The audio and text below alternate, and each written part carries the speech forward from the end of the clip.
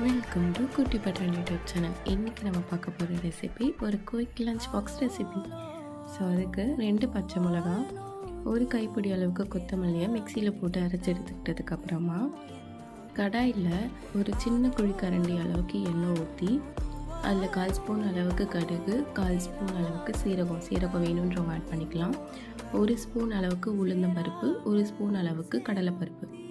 இது கூட ஒரு வரமிளகா, 2 ஸ்பூன் அளவுக்கு வேர்க்கடலை, கொஞ்சமாக கருவேப்பிலை, இது கூட 100 கிராம் அளவுக்கு நறுக்கி வச்சுருந்த வெங்காயம். இது சேர்த்து கிளறி விட்டதுக்கப்புறமா அரைச்சி வச்சுருந்த கொத்தமல்லியும் சேர்த்து ஆட் பண்ணி அது பச்சை வாசனை போனதுக்கப்புறமா வடித்து வச்சுருந்த 200 கிராம் அளவுக்கு சாதம் ஆட் பண்ணி தேவையான அளவுக்கு உப்பு போட்டு கிளறி எடுத்துக்கிட்டோன்னா நமக்கு சிம்பிளான சூப்பரான கொத்தமல்லி சாதம் ரெடி.